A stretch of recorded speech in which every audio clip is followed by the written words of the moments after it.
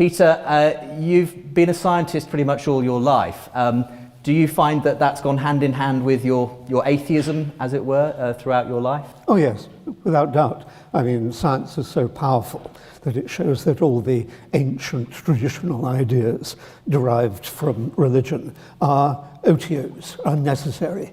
And so science is a wonderful way of explaining the world. And I think we humans should be delighted that we have brains sufficient to unravel the secrets of the universe and discover the fabric of reality.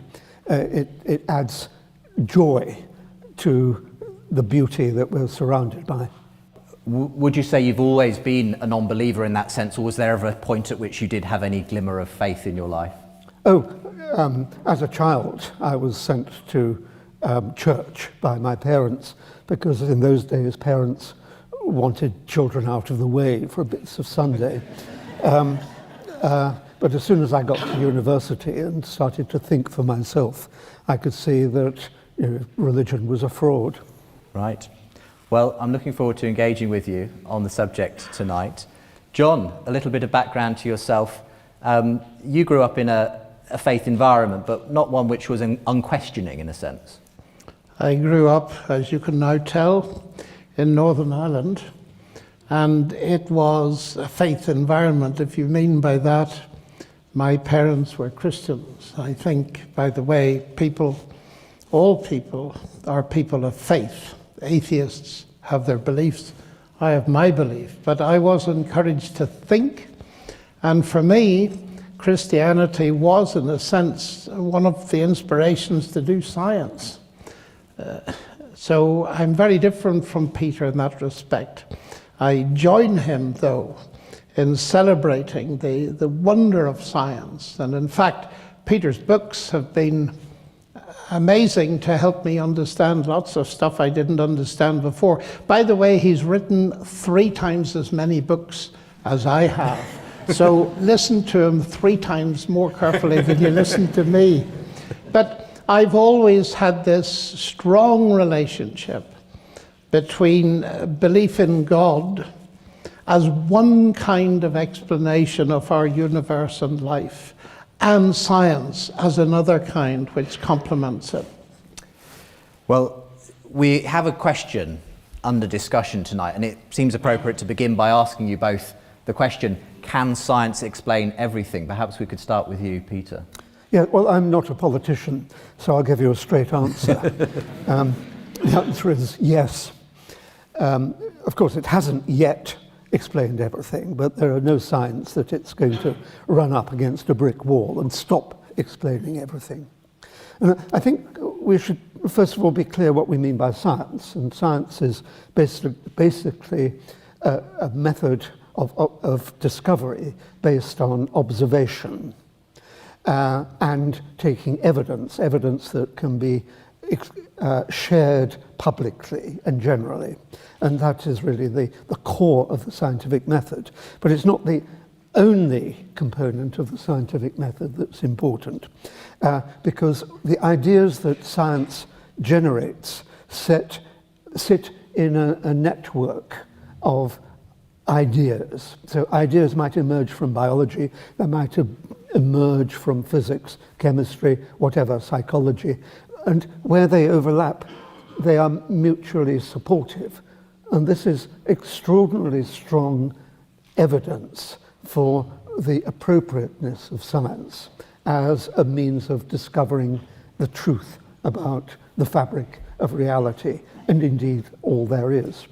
The second part of these introductory comments that I'd like to make is that we have to think about what we mean by the questions that science approaches. And I think there are 2 classes of question. One is stupid questions, and the other is real questions. And a lot of the stupid questions, maybe that's too strong a term, a lot of class 1, let me call it, questions have emerged as extrapolations of human angst, worries about the nature of the world, projections of human ideas where they where they are not supported by any evidence. Science deals with real questions. Science deals with questions for which there is evidence. So, whereas a typical religious question might be, what is the purpose of the universe? Science can dismiss that as an irrelevant question. There is no evidence that there is any purpose in the universe. In fact, I think it rather wonderful that this extraordinary collection of galaxies is just hanging there, totally without any purpose whatsoever. I think that's rather grand, frankly, and rather inspiring. So when you ask questions for which there is no evidence, such as that one, what is the purpose of the universe, what is the nature of the afterlife, and all that sort of thing, science need not trouble to try to answer them because they're nonsense questions.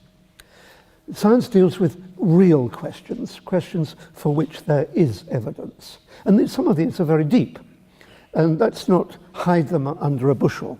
I think one major question is, why is there something rather than nothing? It certainly seems as though there is something, and we presume that before there was something, there was nothing. So it seems to be a real question, and science has as its objective an attempt to answer that kind of question.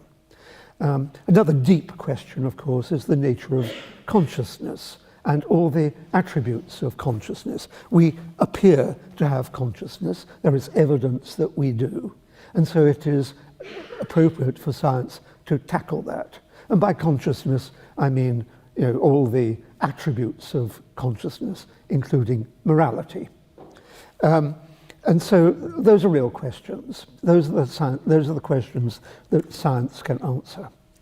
And there is no doubt in my mind that over the past, let's say 300 years, that science has done its job seriously.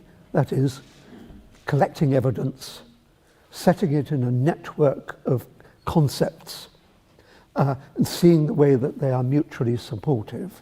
I think there's no doubt that over 300 years we have made extraordinary progress, and there is no reason other than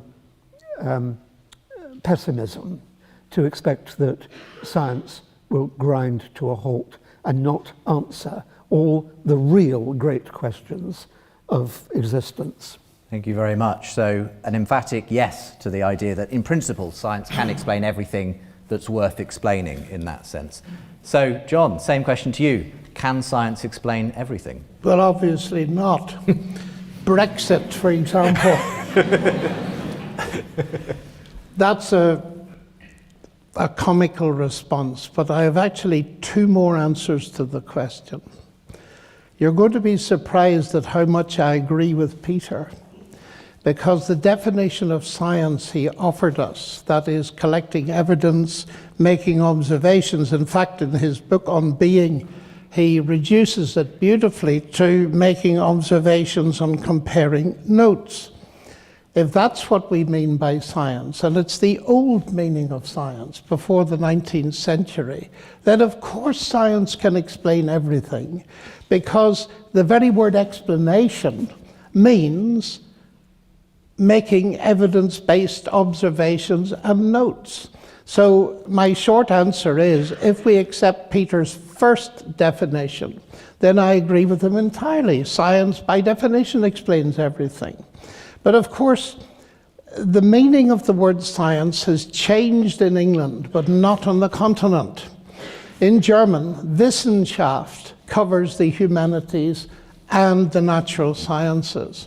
And when people these days say science can explain everything, they're not referring simply to making observations and comparing notes at all. For instance, that would apply to any historical or forensic examination.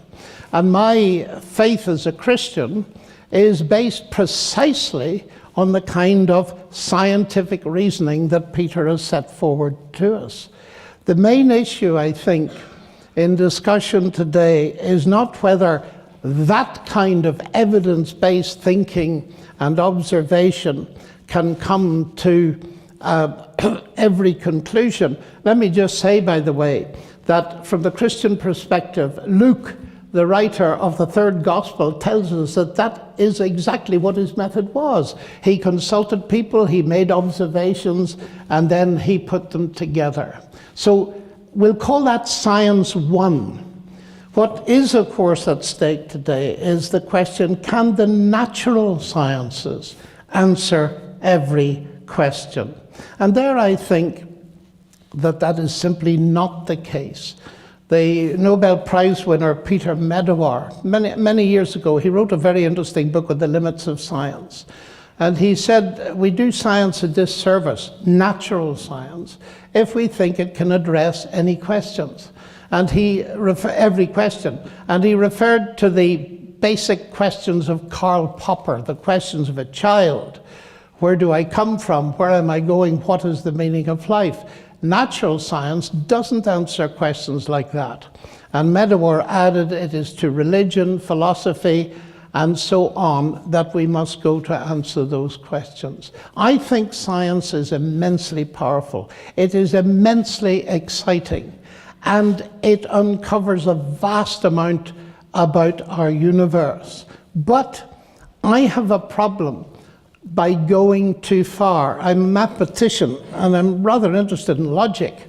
And you know, if we say that science can explain everything, or science is the only way to truth, as it's often put, well, that is not a statement of science. It's a statement of belief. And so if it's true, it's false. Maybe it's too early in the evening for logic like that, but there's a huge logical problem. So to sum up my position, science is powerful.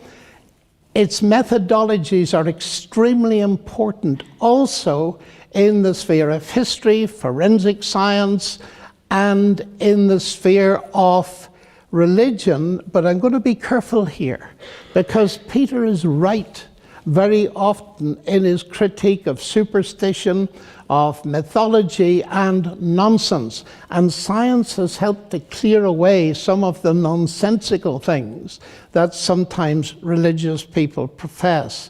But what really makes me, in one sense, very much in favor of the Christian faith is that from the very start it claims to be evidence-based. And the central piece of evidence is, of course, as you probably know, the resurrection of Jesus Christ. So I believe in Peter's methodology. I use it all the time, but somehow he feels that a Christian like me doesn't use that methodology within my own Christian faith. Final point, I think explanation. Can science explain everything? We need to tease out what we mean by the word explanation. For example, the law of gravity doesn't explain gravity. It tells, as Newton realized, it tells us wonderful mathematics that we can calculate the way in which heavy bodies move in relationship to one another. But even when we say science explains, often it doesn't explain comprehensively. And I just want to throw a very simple analogy into this, which I find quite useful. About boiling water. How would you explain boiling water? Well, you can explain it by talking about heat conduction and agitation of molecules of water. You can also say the water is boiling because I'd like a cup of tea. Now, those two explanations are very different. They don't conflict. They complement. One is a scientific explanation, natural scientific, but the other is an explanation in terms of the intention and purposes of an agent. And Peter said quite clearly that science doesn't go in for that kind of purpose, but that doesn't mean that kind of purpose doesn't exist. In fact, people have been enjoying tea for millennia before they knew anything about the theory of heat in physics. So what I want to say is this. The God explanation is different from the science explanation. God no more competes with science as an explanation of the universe than Henry Ford competes with physics as an explanation of the motor car. Okay, thank you. Great introductory statements from both of you. I'm sure there's lots you want to respond to there, Peter. Where do you want to begin? Well, there's so much nonsense to hack away from. This may be the phrase of the evening, yes. Yeah. Let's go to what you called the core of your approach, which is the resurrection of Jesus. Never happened. I mean... Well, that's an assertion, Peter. What about some evidence? Well, what about some evidence that it did happen, other than people who are writing Gospels of 80 years later than the event that they purport to be talking about? No, of course it didn't happen. How could it happen? And science, I think, could even go so far as saying it simply could not happen. When you've got a dead body, it's decaying straight away. There's no way that it's going to reconstitute in some way. It's absurd. And I accept that it is the foundation of Christian faith. That doesn't mean to say that it's true. And so let's dismiss that as something that simply has no evidence whatsoever of any credible Before we nature. dismiss it, let's hear a response from John, because obviously this is an important issue. What counts as evidence and what are the assumptions and indeed, we make? I suppose you would argue that science cannot explain the resurrection. Well, I wouldn't quite argue that way. I would say that science cannot forbid a resurrection. Because you see, science proceeds on discovering the regularities to which nature works and has done a very impressive job. And the fact that we know that dead bodies don't normally rise, that is a law of nature in that sense, means that we recognize something very special happened, if it did happen. Now, there are two issues here. First of all, there's the in-principle one, which always ends up in talking about David Hume, who said that miracles are violations of the laws of nature. And I do not believe they are. That's point number one, and I can go into that if you like. Do you want me to? Do you want to believe? Well, we might as well, since you Yes. raised Well, it. you better define a miracle.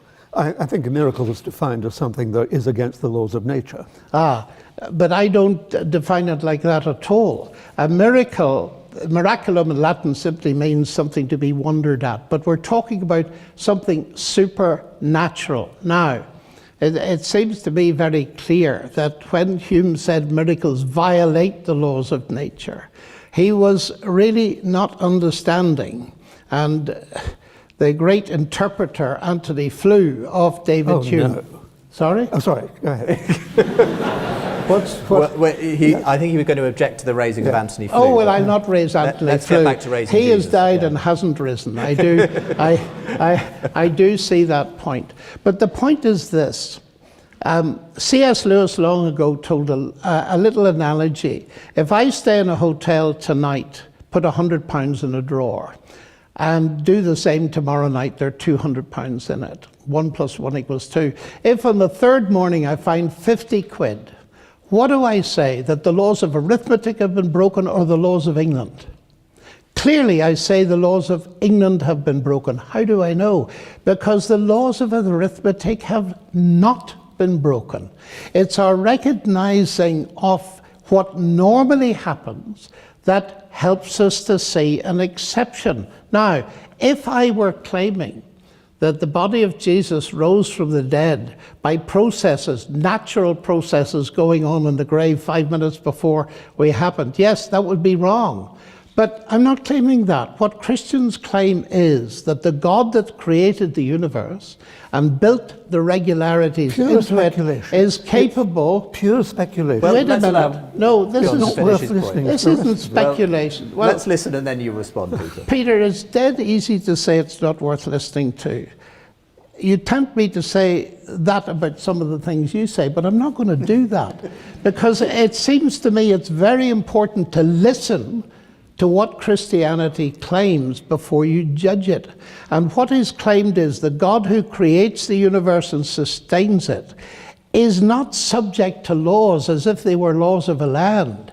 He set up the regularities and he can feed a new event into them. And the claim is, and with this I finish, that God raised Christ from the dead by an input of colossal power. Oh, Jesus. Well, you've got it, Peter, in one. No, I mean, this Well, is... that is the claim at the end of the day. But, I mean, this is... everyone knows here that's nonsense. What you're inventing is an agent who can do anything he likes. He or she likes, I suppose you have to say these days. And so it is the laziest way of accounting for observations, sometimes observations that were never actually made. Religious explanations which resort to God did it are intellectually lazy. I won't use a stronger term than that, but I do think that they are lazy because, I mean, what does it mean as an explanation? You lie there saying, oh, God did it, and everyone says, oh, I understand now. Religious explanations are easy to accept by the unthinking.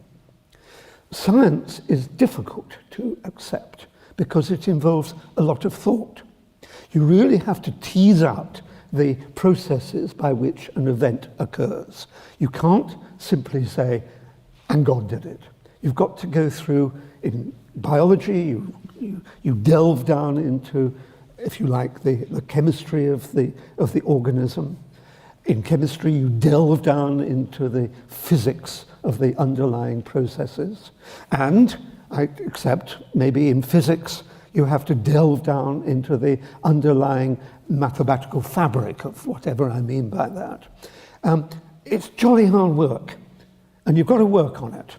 But it's more satisfying when you get to the end of an explanation than that extraordinarily lazy way of pretending to explain by saying, and abracadabra, God did it.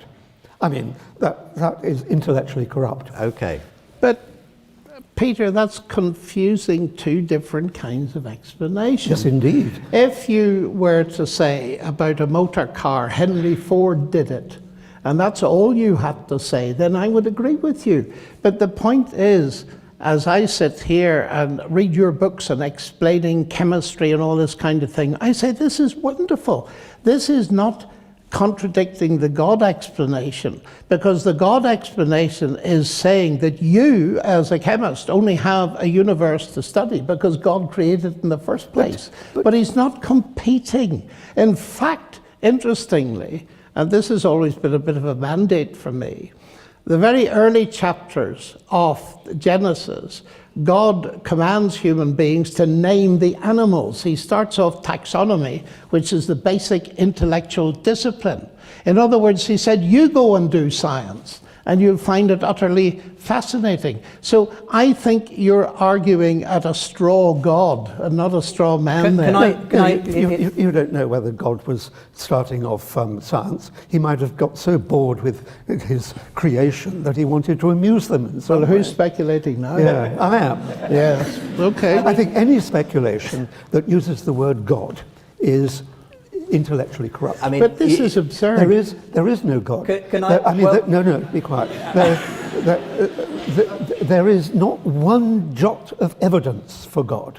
Oh, I think there's a Only in lot of lazy evidence minds for is there God. evidence for God. Okay, so let me just to summarize. Yes, please. Lazy, corrupt, and any mention of God is simply going down that path. Why for you is that not the kind of lazy, corrupt explanations you're Well, talking about? first of all, take science itself. Why am I passionate about science? Why do I believe science can be done? Well, because I believe that in some way the human mind in here has access to the natural world out there. Now, why do I believe that? And sometimes I ask my atheist friends, I've never asked Peter this, but so he's excused, but I have asked many of them. I said, what do you do science with? And they say and they're about to say mind when they realize it's not politically correct to say mind. They say my brain. And I say, tell me about your brain. And one man who's rather famous, he said to me, do you want the really short answer? I said, sure. My brain's the end product of a mindless, unguided process. So I looked at him and smiled and said, and you trust it? And then I asked this question, which I've asked many times. Suppose you knew your computer was the end product of a mindless, unguided process. Would you trust it? And I've always had the answer, no. And then I say, I see you have a problem.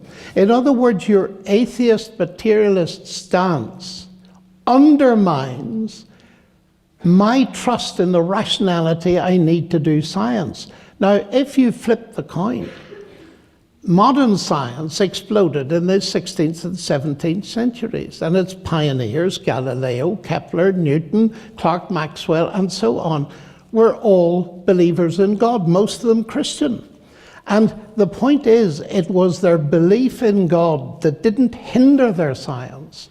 It was the motor that drove it. So for two reasons. One, the legitimizing of doing science at all is one of the reasons I believe in God. God as an explanation makes more sense. It has explanatory power.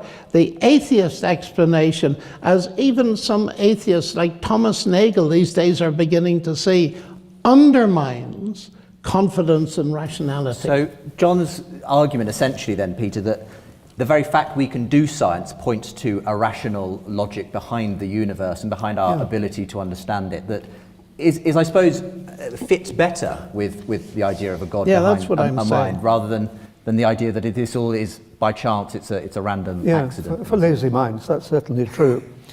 The trouble is that the philosophers are pessimists, basically, because they get paid to doubt, and they doubt the capacity of human understanding.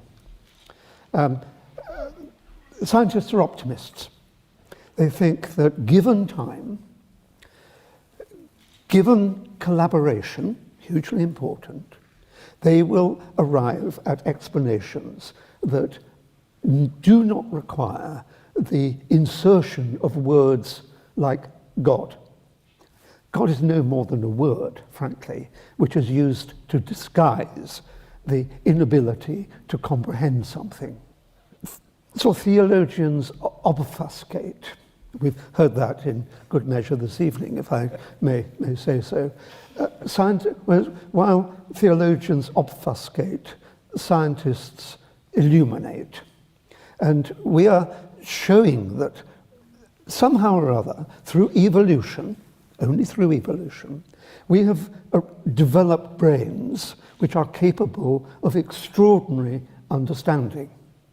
Now, if I can take a moment just to wrap a warning around that at the moment.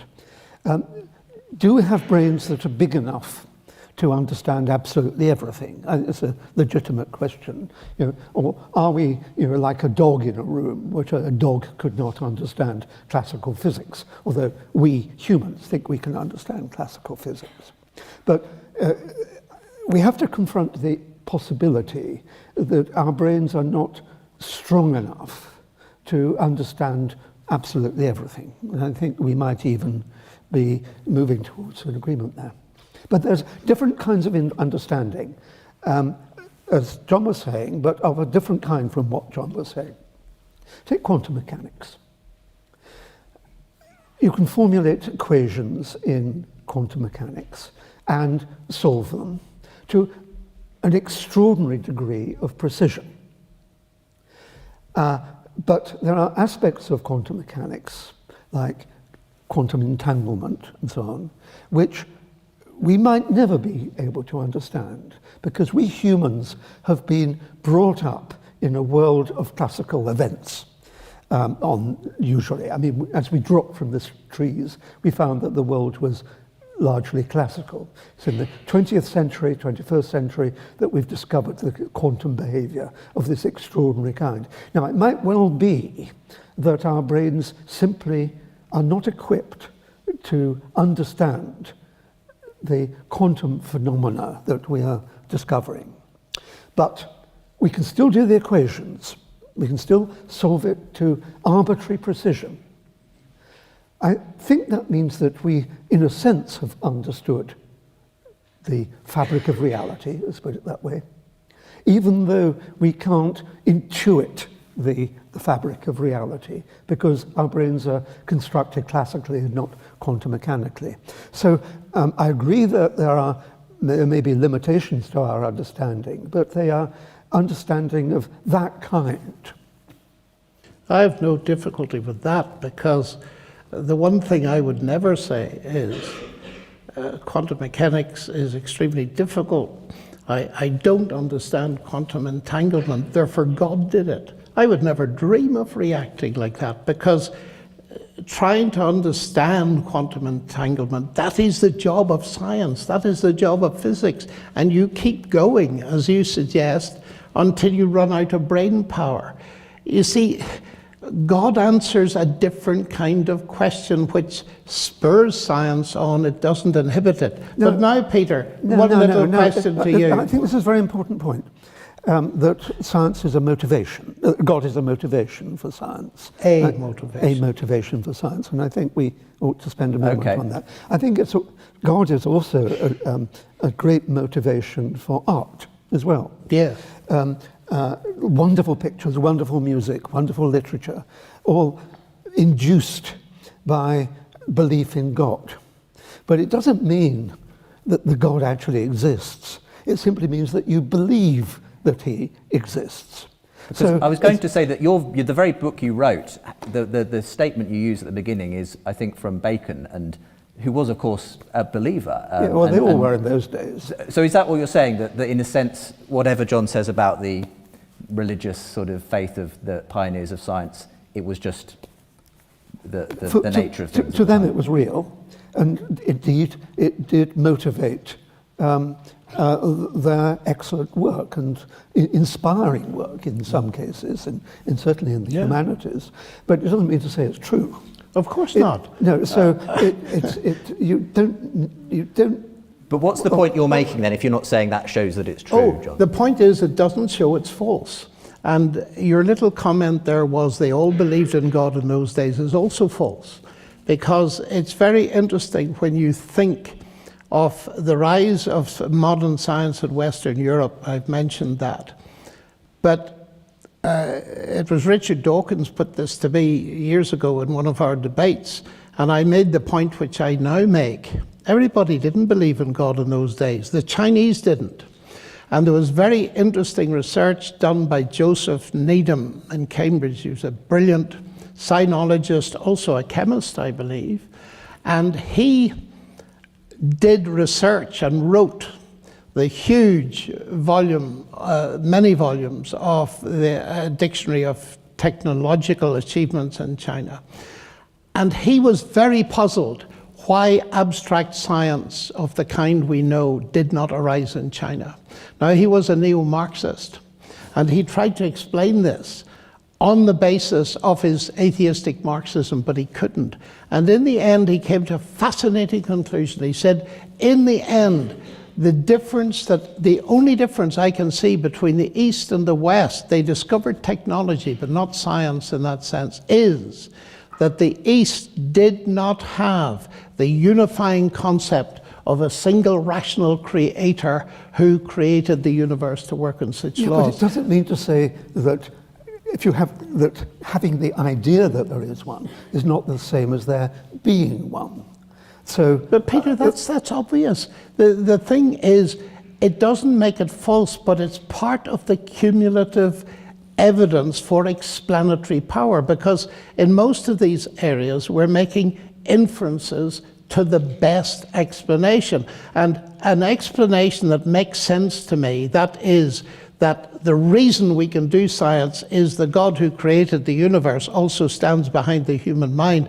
That makes much more sense than a reason that says we're simply the random product of unguided processes. I want to talk about reasons, because you've both brought this up, and explanations, different types of questions that we ask. Peter, you've said there are sort of nonsense questions that we simply shouldn't be asking because they're not the kind of questions we should be pursuing, like, is there a purpose to the universe? John, from what I can tell, you believe those are valid questions because they are, even if they're of a different nature to the specifically scientific questions. And intention questions are among the most important questions we can ask. And I've had a question actually from the audience which asks, I assume of you, Peter, isn't it a bit too convenient to label questions that science doesn't answer as stupid or not real? Well, it seems very sensible to clear the way so that you can have a sensible conversation about real questions. But why is the question of what are we here for not a real question in your view? Because there's no evidence that there is any purpose in the universe. You've got to look for evidence. And as I actually did say right at the beginning, I think, that the real questions are based on evidence. The silly questions, the fake questions, if you like, are based on extrapolations of human experience, if you like. So we have purposes. I have a purpose for coming here this evening, although I must confess I forget what it was. So you believe in purpose but not ultimate purpose, is that it? Well, I believe that people have individual, temporary, ephemeral purposes. That's fine. But for there to be a purpose in the universe is an extrapolation of that attitude. There is no evidence that the universe has a purpose at all. So it's inappropriate for science to do a series of experiments to discover the purpose. John? Well, when you say there's no evidence, I would go back to the fact, and I must, in that sense, come back to my Christian faith. Christianity is not a mere philosophy. It's geared into history. And it seems to me that the whole initial explanation, in the beginning God created the heavens and the earth, that starts off a huge meta-narrative that gives human beings huge significance as made in the image of God. Now, that may be true or it may be false, but does it make sense? It's not one of these nonsense things. It certainly makes a great deal of sense. And incidentally, some of the brightest minds in history have spent years thinking about these things. I've just read through Anthony Kenner's Modern History of Western. Yes. Great 1,000-page. Yeah, I know. Brick. I've read it too. 900 of those pages show what a waste of time philosophy was when people were worrying about the nature of God and his or her the properties. Philosophy, just famous St. Augustine, Thomas Aquinas, you name them, completely wasted their lives by thinking about non-questions. It's only when... But that's your belief, Peter. Yeah, but there's no evidence for God. It's the basis of that's the core of my belief. That's what we're talking about. But is that an assumption you're coming to it with, Peter? Let me say, there is no evidence for God. That is the rock on which I build my system of explanations. Your rock is a kind of elaboration of that, because this physiologically unlikely event of the resurrection sort of came into it. It's physiologically immensely unlikely, but the evidence of it doesn't stop at the little bit I gave you. You have to think about the whole rise of Christianity from a non-proselytizing group of Jews. Explanations. Well, let's allow John to give at least some explanation, Peter, and then we'll have you respond. The rock in my life is I'm looking for a worldview, and you have a worldview, it's atheism, and I have a worldview that is Christian, that makes sense of life and gives me a meta-narrative big enough to live for and live in. Now, we've been talking tonight all up to this time, about science and evidence that might come from the natural world. I believe that the natural world with its laws that Peter writes about brilliantly, and I envy him his ability, those very laws are indicators, to my mind, of a divine mind. The fact that at the heart of biology is the longest word we've ever discovered, the genetic code, is again consistent that this universe is a word-based universe. In the beginning was the Word. All things were made by him. So I see evidence of rational intelligence all over science. But I see that the alternative worldview, atheism, undermines that, although it perceives the very same rational intelligence. And so as explanatory power at that level, but you see, I did say Christianity is not merely a philosophy. And if Jesus Christ really rose from the dead, then that opens up huge possibilities of personal encounter in my life now. And the major reason why I believe that Christianity is true is because, and here comes science again as a base, because Christianity is testable. Oh, nonsense. How can it be tested? Well, Peter, let me face that head on. Christ said when he was on earth. Didn't, but go ahead. Christ said that if a person considered the evidence and came to believe that he was God incarnate, who was dying on a cross to give forgiveness and bring peace with God, well, we can test that. I've tested it. And I've seen hundreds of people test it. I mean, take an example. I was lecturing at Harvard a while ago to a couple of thousand people. And when I'd finished, a young Chinese student stood up and he said, "Look at me." So we looked at him.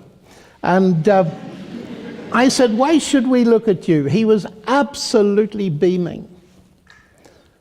He said, "You should look at me because 6 months ago I came to a lecture you gave at Penn State University. I was at the end. My life was in a complete mess. And something you said triggered a search. And I started to read the New Testament for myself, and I became a Christian. And just look at me now."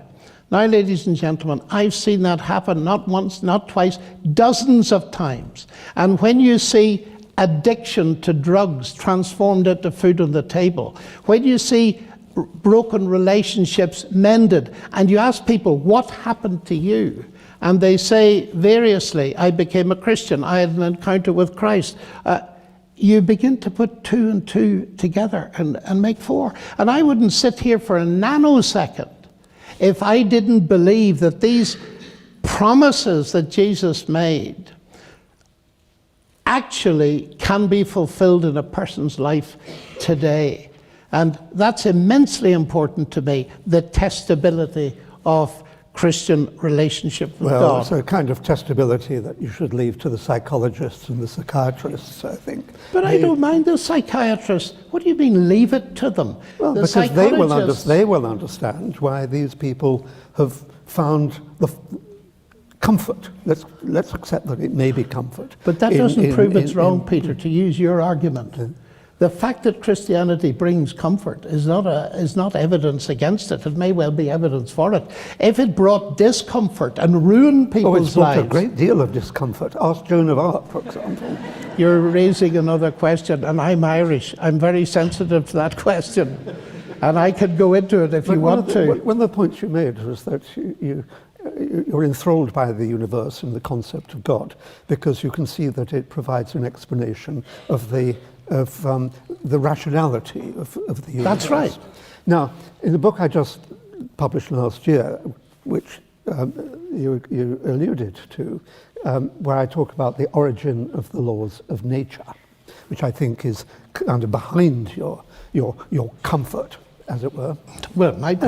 I use 4 principles to argue, to identify the laws of the origin of the laws of nature. One principle is indolence, another is anarchy, and another is ignorance. Three principles. And I can show, and I do in that book, that those three principles are enough to account for the laws of nature as we have identified them. I don't need an agent behind it, unless that agent is infinitely indolent, is infinitely anarchic, or is infinitely ignorant, which I don't think you would ascribe qualities, those qualities to your God.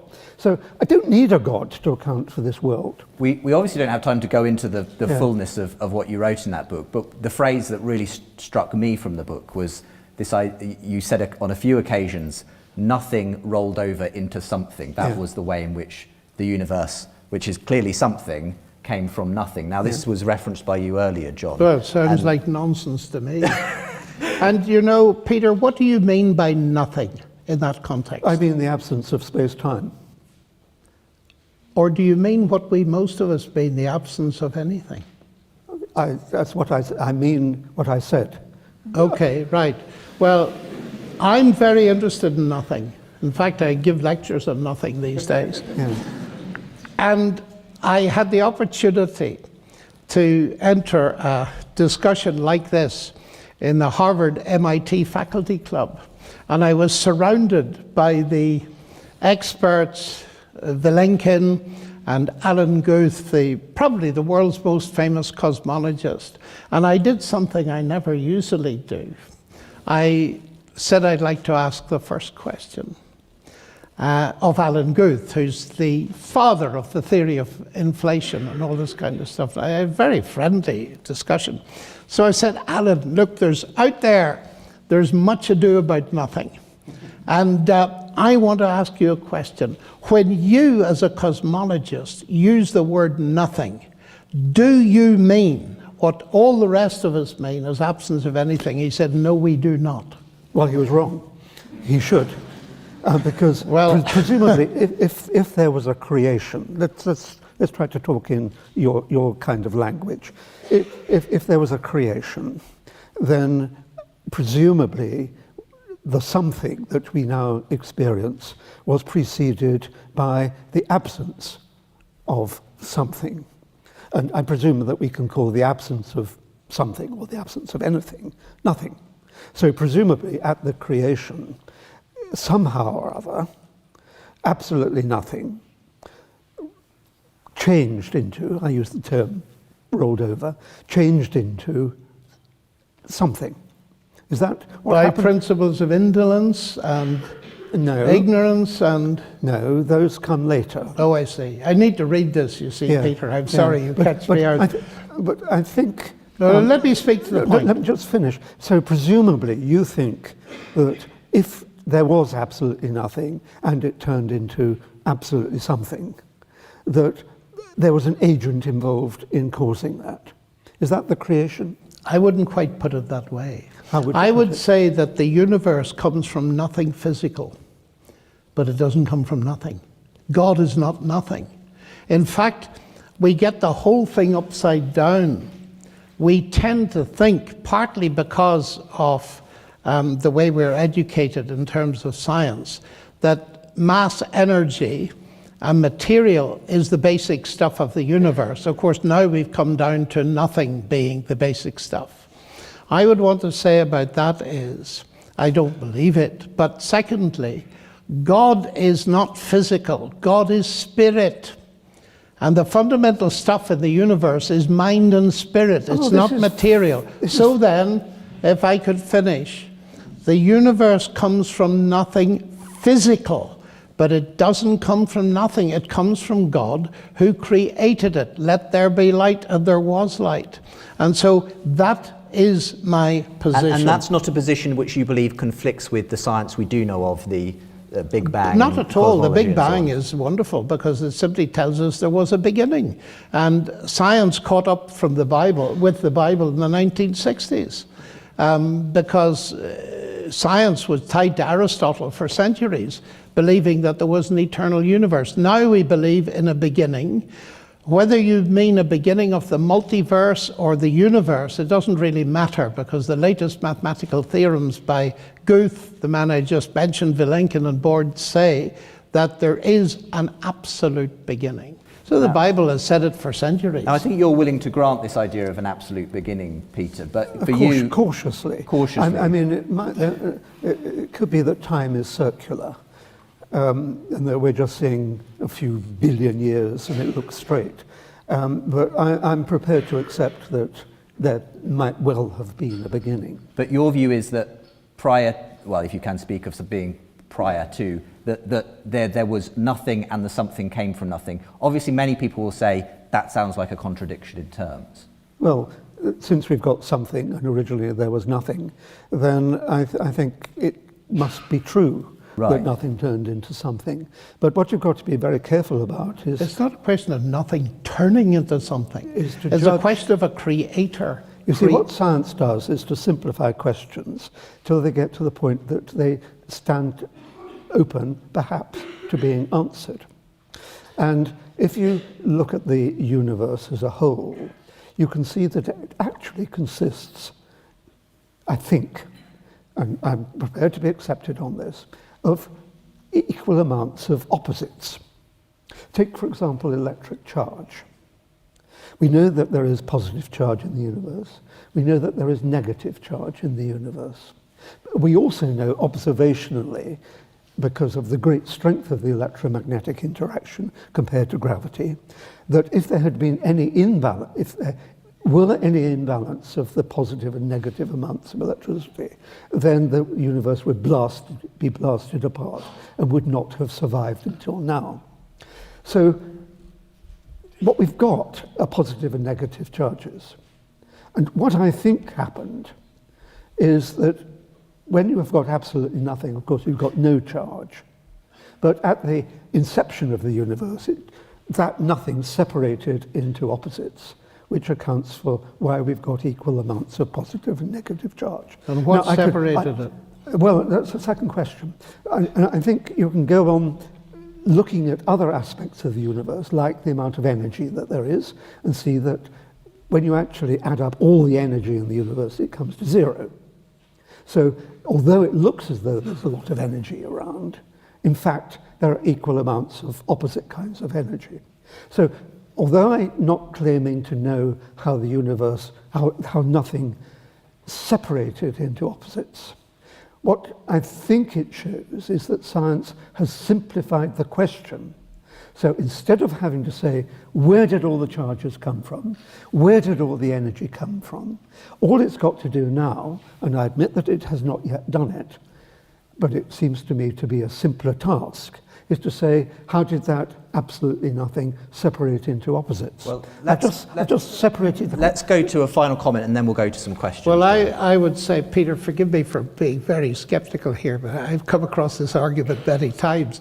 It sounds to me that this is saying something like, because my credits equal my debts, there's nothing going on at all. Yes, I am saying that. Oh, I see. And okay. I think it's a wonderful simplification prior to understanding the greatest question of all, which is why the universe exists. What's your problem with putting it in these terms, though, John? Well, because these charges, once they are around, are certainly not adding up to nothing. There's a whole system. Now, in my study... But they're adding up to zero charge. Oh, yes, there's zero charge, but that isn't the only thing around. There's space-time around, there's everything else around. Yeah. But what I would like to say is, in my examination of what people believe nothing is, there's Stephen Hawking, there's Lawrence Krauss, and having read all of their books, I discover that the way they get something from nothing, now I'm not saying you're doing it, Peter, because I need to investigate your book,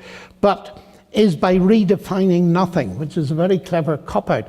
Lawrence Krauss, at about page 5 of his book, A Universe from Nothing, says this: because something is physical, nothing must be physical even if you, especially if you define it as the absence of something. Well, that's sheer nonsense. Yeah, I think that's nonsense. Oh, that's great. Well, we've got some agreement. Oh, that's very good.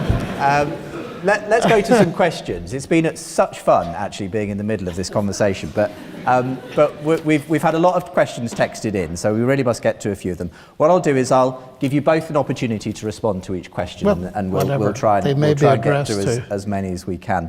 I think this is a really interesting one. What new evidence would be sufficient to lead the speakers to adopt the opposite view? So if I perhaps ask that first of you, Peter, yeah. Is there any kind of evidence that John could bring to bear that would actually make you change your mind and think actually maybe there is a God? I think that's very interesting. I have asked myself that question previously. Is there any evidence that would flip me into the belief camp and so on? And I simply can't think of any. I think if I tell myself that if I agreed with some evidence, then it showed that I'd simply gone mad. Right. So it's a serious question, but I don't think there can be any evidence. Are you saying your position is unfalsifiable in that sense?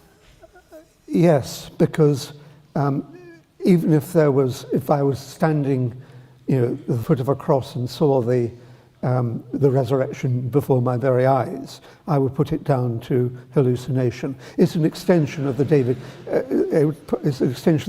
Hume argument, which you didn't quite complete, because Hume went on to say that there is always more reason to disbelieve the reporter than what he is reporting. Do you want to make a comment firstly on the fact that for Peter there's literally nothing that could convince him that God exists? I'm very interested in what he said at the end, that he would believe it was a hallucination.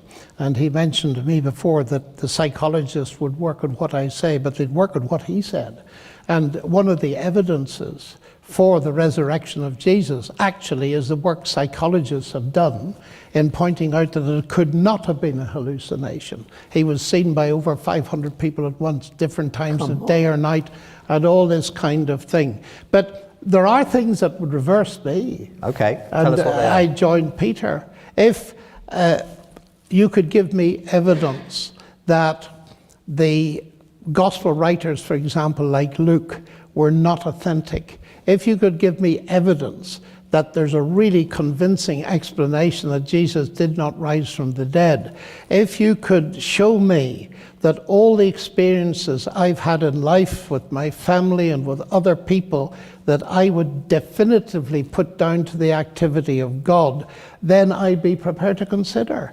But those cumulative evidences in my life are so large that I don't think it's likely to happen. But I have to be open to that. Why? Because you see, ladies and gentlemen, because I come from a very religious country, I was accused, and I've been accused tonight of the same thing, of course you believe that stuff, you're Irish, is the old Freudian explanation. So what have I done? I spent my entire life opening up my Christian commitment to its opposite. It's exactly what I'm doing tonight. And I spent my life doing it. A lot of it in Russia, incidentally, where you meet really hard atheism. And doing that, constantly questioning my own position, has confirmed my position. Now, Peter, do you constantly question your own position? Or do you see no reason to do that? I see no reason to do that. Yes, well, I see great reason to do it because I don't want to be fooled. But I see in you an example of the power of cultural conditioning that takes place during childhood. Well, Peter, I could argue the same. You see, the Freudian argument that says the religion is wish fulfillment, it works brilliantly if there is no God. But you see, I would want to argue that if there is a God, Peter's atheism can equally well be explained as wish fulfillment, the desire never to have to encounter God. The Freudian argument doesn't deal with the basic question, is there a God or not? So I simply think But see, I want to understand the workings of the world on this side of the grave. So do I. You seem to want to understand them on the other side. But why not of both, Peter? It's a bigger universe than just this side of the grave. Because there isn't anything on the other side. But that's just an assertion. No, it's the lack of evidence. Well, let's go to another question. This is a very interesting one. I'm a scientist and long-standing atheist, says this person. Taking the challenge as a scientist to follow the evidence where it leads over many years, I have become convinced that there is good evidence to point towards an all-powerful, transcendent, timeless creator. But I cannot square this with how I feel. My instincts, my emotions say it cannot be. It's impossible. Do either of you think it's possible to resolve such a dissonance? How, from each perspective, would you proceed? Let's start with John. This person says they feel pulled in both directions. This is absolutely intriguing to me. Why? This morning I had a letter from a very highly educated doctoral, a person with a doctorate doing very advanced research, who asked me exactly the same question. Exactly the same question. Come from atheism, Dawkins type atheism, and now feels terribly pulled and wondering, this feels so strange, how can I resolve it? My attitude to that is take time. Talk to other people, other Christians, your friends. Find out what makes them tick. And read as much as you can, full of questions. Something like the Gospel of John and so on and so forth. And I believe eventually one can resolve these questions. But it's clear that many people feel like this. And I think it's wonderful if you get that far. And in one sense, they can be resolved. But the last, well, not necessarily the last step, but with many of these things, what the problem we have, especially in our contemporary culture, is the matter of commitment. You see, skepticism is a wonderful thing. The Greek word means to check out from a distance. And some of you will be checking out partners at a distance. But you know as well as I do, in order to have a meaningful relationship, you have to give up your distance. If you want to get to know me, sooner or later, you'll have to give up your distance and I'll have to give up my distance. But if we're sensible, we'll not do it without evidence. And so it's a question of that greatest commitment of all, as I believe it is, which is to Christ. Making that step of commitment is for some people difficult, but it's in the end the only way to test if the thing works. Do you have any advice for this long-standing atheist who says he's feeling suddenly torn? Yes, it's like John's, but has a slightly different thrust. I thought it might. It is to hang on to his commitment, but it's to hang on to his commitment to rationality. Oh, I would want him to hang on to his commitment to rationality, of course, too. You can't be rational and a Christian. Right. Any response, Peter, John? The gloves are off. Yes, Peter, yes, I have a response. What do you say to a Nobel Prize winning physicist who's a Christian? Grow up. Well, between 1900 and 2000, 65% of Nobel Prize winners were Christian. Yeah.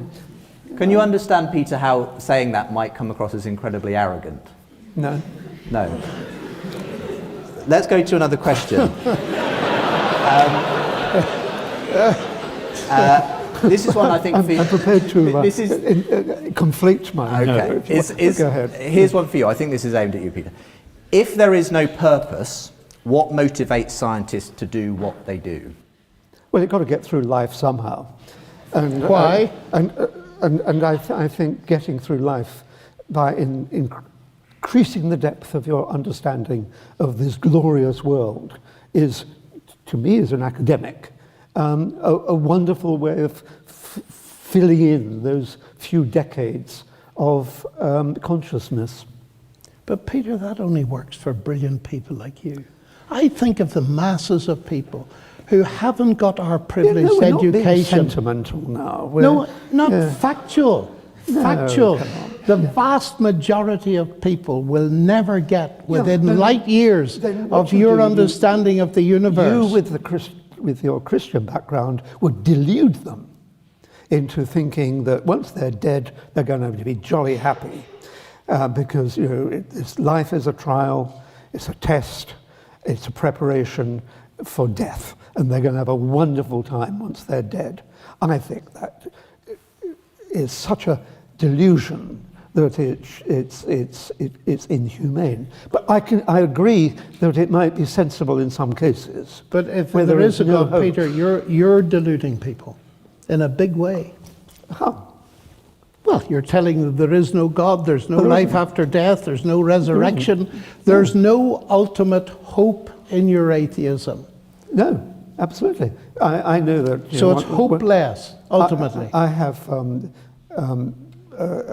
no hope for life after death, but I do have every hope for enjoying this life while I have the privilege of being alive. Yes, but many people don't.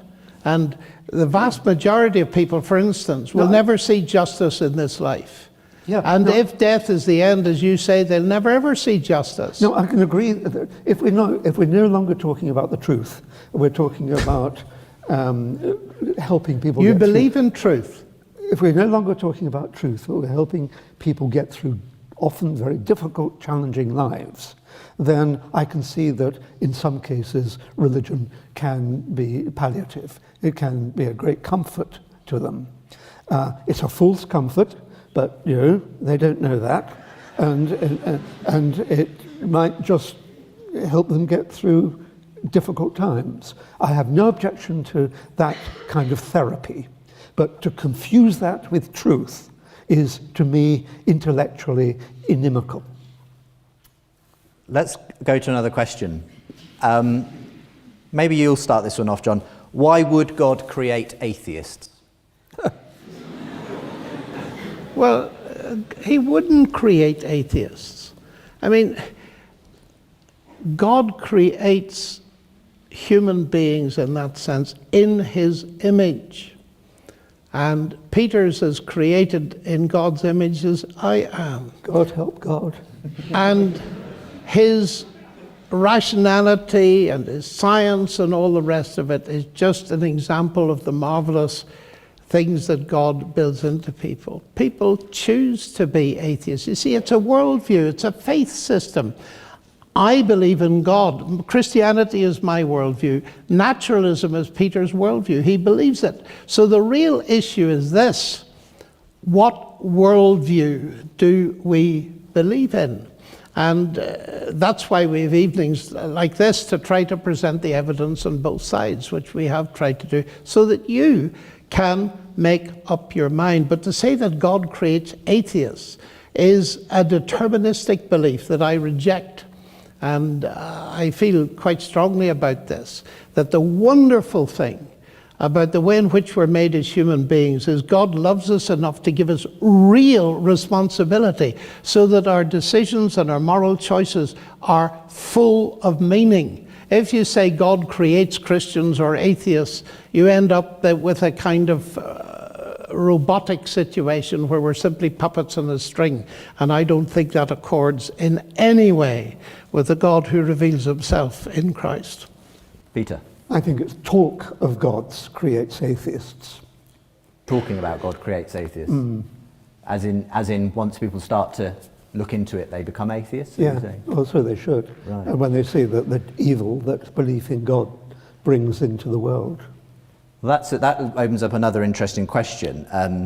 Here's one who asks, do you agree that science gives facts and religion gives values? What do you say to that, Peter? Well, I don't know what values are, frankly. They are, I think we're talking about moral values. I assume that's what's meant. And we're talking about the emergence of whether science, and go back to can science explain everything? We go back to the question of whether science can illuminate morality and questions of moral behavior and so on. And I think it can, because we behave in ways that are governed by the infrastructure that has emerged through evolution. I mean, it's really, we who've been on this earth for, say, 4 billion years or so, have evolved into us, and we found ways of behaving, and we call that our current moral precepts. Right.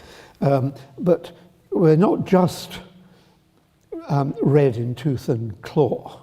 I mean, we're also coated in the milk of human kindness, in the sense that in quiet moments of contemplation, we can consider the consequences of our actions. A tiger can't, a man can. And I think it's to understand the emergence of morality, we have to think of the infrastructure emerging from ethology and But evolution. would you grant the question of the fact that religion could be a factor that helps people to develop those moral values, even if you think it's ultimately got a scientific explanation? It might be thinking backwards. I imagine that I suspect that quite a lot of what Jesus said, or his purports to have been said, were reverse engineered to make him sound like a jolly nice chap. And he probably was quite a jolly nice chap, if in fact he ever existed. So I think, the Bible is a kind of collection of, it's a handbook on getting through life more. Same question, I suppose, then, John. This morality, firstly, I suppose, responding to Peter, can it simply be accounted for by a sort of evolutionary cooperation produces? I don't think so. I think you can base virtually any kind of morality on theories of evolution. If you take the nature red and tooth and claw view and survival of the fittest, you'll end up in Auschwitz. But I did go beyond that. I said it was larded with the milk of human kindness. Yes, well, that comes I from was just about to say, Darwin favoured ants, and if you watch ants, you can get a good argument for altruism and cooperation. You can build any kind of morality on animal behaviour you want. My view is that you cannot get morality from science. Science can comment on it.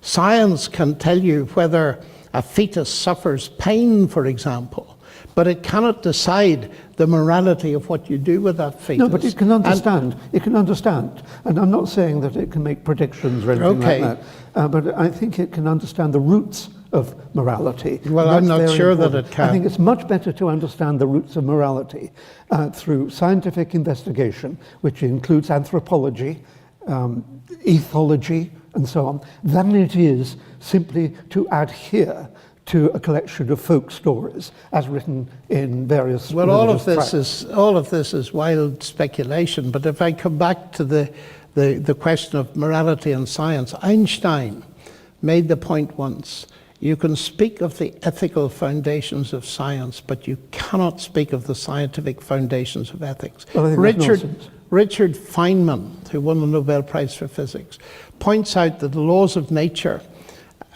don't come along with rules on what we ought to do with them. But evolution does, and ethology does, psychology does, philosophy does, and all that these are. But saying evolution does is no different from saying God does. It's just putting a label on a non-explanation. But let me come to this, Peter. You slipped in one or two things which troubled me.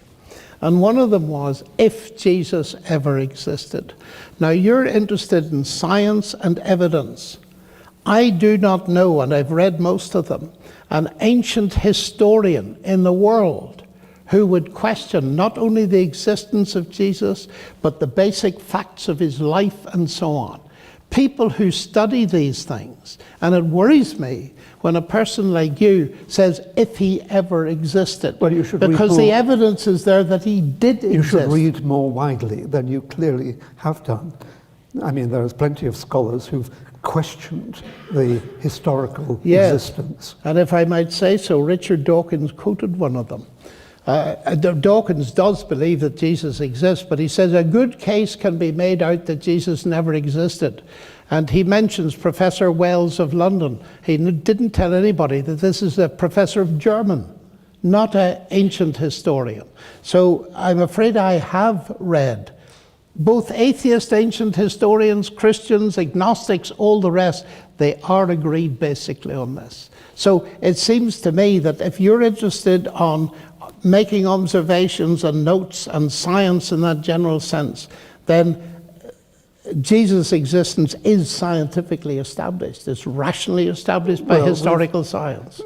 I don't know what percentage I put on that. Maybe 80% true, but I don't think 100%. Let's talk about a question that relates to this question of morality in science. So someone's asking, can science help us answer how we should use the technology it gives us? Peter, do you want to start us off on that one? Oh, that's a tricky question. I mean, that takes us into the realm of politics and so on, which, in a sense, then I suppose you have to level at me the accusation that here is something that science can't explain. But then I say to myself, well, can I understand politics through scientific investigation? And that's an interesting question. I think you need to know the psychology of the politician, if they have any. Some clearly don't. You have to look at their general upbringing and attitudes in a scientific way, maybe a statistical way. I think you can bring to bear the scientific method on to questions about how political decisions how we should act and emerge. I suppose it's that age-old thing that very often people say science can build us an atomic bomb, but it won't tell us whether we should use it. That's something that we have to decide, and that's the moral questions are different to the scientific aspect. Do you want to comment on that? No, I just think I would have used that analogy when scientists discovered they had this power. They were faced with a huge moral question, and it's often been debated. And at the simplest level, science, chemistry, I believe, can tell me that if I put arsenic in my granny's tea, it will give her a pretty rough time. But science, chemistry cannot tell me whether I ought to do it or not to get my hands on her money. So what does tell us? I mean, I have a feeling, Peter, you're going to say, but God's not the one to tell us what we should and shouldn't be doing. Oh, clearly. Since there isn't a God, he's not the one to tell us. This question, I believe, my reaction to it is that actually all humans are morally hardwired in some sense. Now, my belief is that this is because they're made in the image of God as moral beings. But if you leave that aside, the fact is that the research has shown that all around the world, if you put moral dilemmas to people, they will come up with more or less the same answers. There's a basic core of morality. You will find the so-called golden rule, do unto others as you would they did to you, in virtually every religion, non-religion, philosophy, and so on. That doesn't mean to say that God breathed that rule into his creation. I haven't said that yet. I said leave God aside. Yeah, but what I'm saying it is there. But through evolution, we have reached that common ground. Peter, I'm not arguing that. All I'm saying is it's there.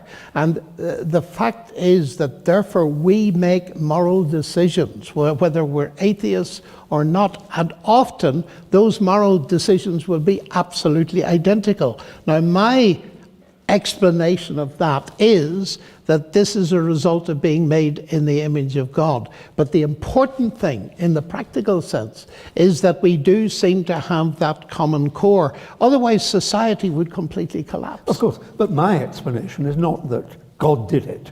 No, but evolution did it. My explanation is that we all went through a very similar evolutionary process, which entailed survival not only of the self, but of the group. But that might be part of it. But, you know, it's very interesting that even an atheist, like the man that wrote, he's a German, very famous, wrote the book Übergänge, Transitions, what's his name? You're asking the wrong person. Jürgen Habermas, who's one of the leading atheist intellectuals, when talking about this question, he said, when it comes to basic morality, the source of human rights, the base of our institutions in the West, etc., etc. He says this. Now, he's an atheist writing. He says it comes down to the Judeo-Christian legacy, and then he adds a very interesting codicil. He said everything else is postmodern chatter. So I would go along with that. I think in this country we owe a huge amount to Christianity at this level as well. Yeah, I think I prefer to live in a Christian country than one, well, let's say an Islamic country, because on the whole, I think you lot treat our lot better. Would we be better off in an atheistic country, though? Oh, by far. Cool. Oh, by far. Peter, I spent a lot of time in Russia. Yeah. And I've talked to so many Russian intellectuals. I feel that is just a wild statement. You know, many times I've sat with people like Peter in the Academy of Sciences, and they've said this to me. We thought that we could get rid of God and retain a value for human beings, and far too late we found out we couldn't. So where do you stand on abortion? What's that got to do with the topic of this evening? Because it's a moral question. Well, are we going to deal with moral questions tonight? I would say that's an interesting question, but we should probably try and come back to, we could go on a wild goose chase on that one. We can infer I think, Peter, I mean, I wouldn't dodge a question like that, is that obviously there are always exceptional circumstances, but once life has started, if life ultimately comes from God, it's not just a bunch of complex cells. I ask the question, what right have we to stop it? But there, you see, you have the crux of what we're talking about this evening. Because you will base your decision on a non-existent God. I will base my decision on a natural argument, let's call it as loosely as that. And I will go in favor of abortion, and you will go against abortion. But not every atheist shares your view on abortion. I don't care what they think. I know what I think. But anyway, we're not going to solve that, because that is a question that's much it's a real further question in. About someone who purports to leave a Christian life that will say no to a woman. You may not have an abortion, despite the consequences. Well, I think that's deeply, deeply evil, I think. And I think it's one of the evils that belief in God inspires. We'll leave that question to one side for the moment. Let's just try and squeeze in two more before our time runs out. Here's one, and I'll just ask for brief statements on these. Would it be fair to suggest that scientific discovery is moving towards or away from the existence of God? Start with you, Peter. Away. Okay. I mean, the more that science progresses, the less it needs supernatural causes. Okay. Succinct. What's your view on this, John? Well, I suspect it's very difficult to look at this statistically, because, you know, they asked this question about 80 or 90 years ago. And it was discovered that about 40% of working scientists believe in God. And it shifted by 2% in 70 or 80 years. I think it just varies who you speak to. And at the moment, I sense a greatly increased interest in the whole God question vis-a-vis science, because people are increasingly not satisfied with implausible materialistic explanations of life. They are also searching for meaning, particularly university students, and they're certainly not finding much meaning in atheism, apart from the limited kind that Peter has talked about. But trends come and go, and I'm not able to predict. It may be that we have to go through a large cycle of going away from God in the West. There are other parts of the world where belief in God is growing rapidly, like China and so on. So, speaking globally, We still have a vast preponderance of people who believe in God over atheists. Well, I think you have to distinguish different types of scientists. I think it's well known that biologists are more in favor of atheism than physicists. Because I think the reason for that is that in biology you've got a single rule, natural selection, which really does account for just about everything. Whereas in physics you've got much deeper questions, like where it all comes from, the nature of the fundamental forces, the fundamental particles and so on, much harder questions.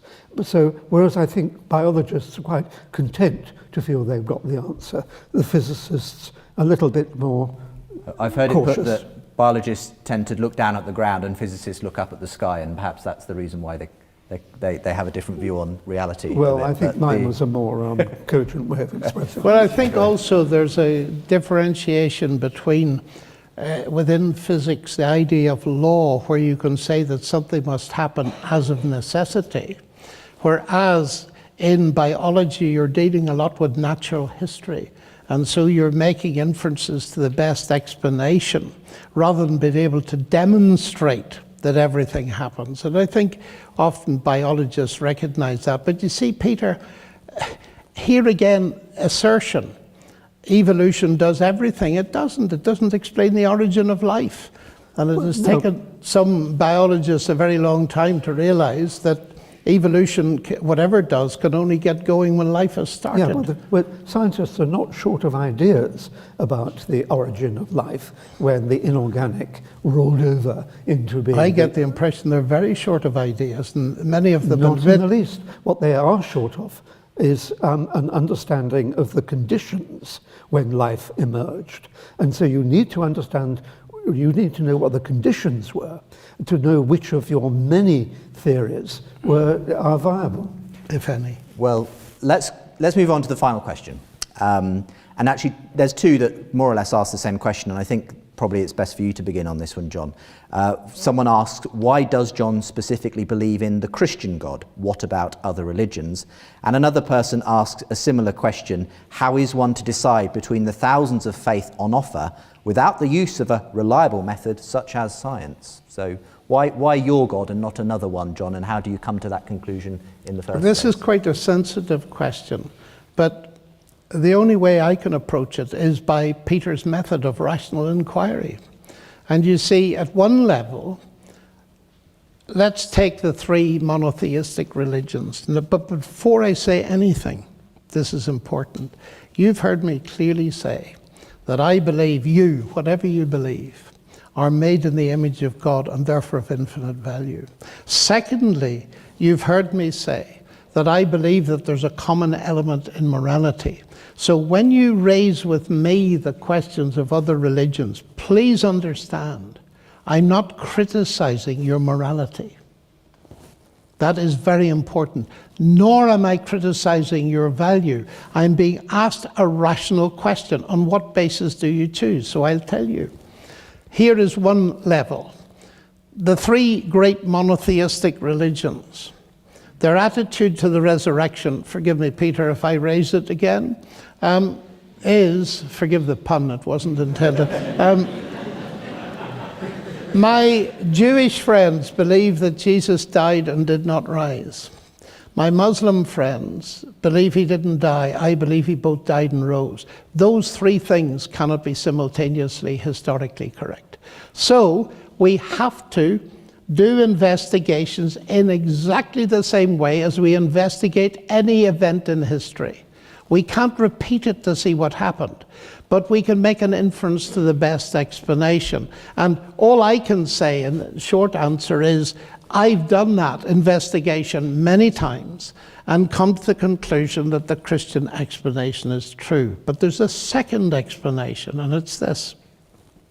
I often ask myself, traveling around the world as I've done, ask people of different religions what they mean by a religion. And they usually come up with something like Southampton University.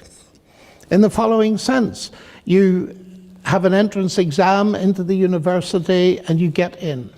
And then you're on the way or the path, and you're being taught by delightful professors. And then you face the final judgment, which is called finals. Do you recognize that? Okay. Now, on the way, on your path, the professors, however kind they are, cannot guarantee that you're going to get through at the end. Why? Because the basic principle of a university course is merit. Now, many of my friends, when I ask them about religion, including Christianity, they say, that's it. There's a ceremony at the beginning, perhaps performed at a child or an adult. Then you're on the way, or the Eightfold Path, or whatever it is, the Tao, the teaching. And then you're faced with a final assessment. But the teachers, the gurus, and all the rest of them, the priests, cannot guarantee your acceptance of that final judgment. I think I can provide... I thought you finished. No, I think John hasn't quite hit the punchline yet. I haven't hit the punchline. Christianity, if that's what religion is, Christianity is not a religion, for a very simple reason. In Christianity, the acceptance comes at the beginning, not the end. Now, I mentioned that briefly on the way through tonight, and this is the spectacular difference. That as I sit here, I've not reached the final judgment, but I know that I'm accepted. Why? Because I'm very good? No. Because of what Christ has done. And the absolute essence of what it is to be a Christian is that I have trusted him, that what he did on the cross, now this may seem all mystique to you, but let me say what it is, that what he did there means that I can be accepted at the beginning of the journey. That makes a spectacular difference. In fact, you wouldn't if it was a question of marriage. Imagine I propose to a girl and say, look, here's a cookbook. There are rules in it. You keep them pretty well for the next 40 years and then I'll accept you. Well, she'd throw the book in my face. But that's what many of us think of God. No wonder people give up on religion, in my view. You finished. Because it becomes a slavish trying to merit acceptance when Christ is prepared to give his salvation as a free gift. So I'm not doing this evening, for example, to gain brownie points with God. I'm doing it because God has accepted me, and that is the wonder of Christianity to me. Well, if I can help John with a more succinct answer to why he is a Christian, it's simply that he was brought up in Ireland. But Peter, that's absurd. That's saying that because you give a genetic origin for me, that explains everything I do. No, it's a cultural condition. No, but the point is, Peter... And I've met many Northern Irish atheists as well. There are very many. There are always exceptions. But Peter, I have experienced again and again people changing their worldview, which shows it's not culturally dependent. That was one of the most important questions for me in life. It shows that you are particularly contaminated by your upbringing.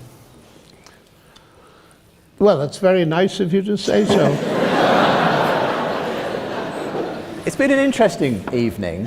We are sort of needing to draw things to a close. Are there any final things we'd like to say that we want to sort of round off the evening with before we go our separate ways? Do you want to start, Peter?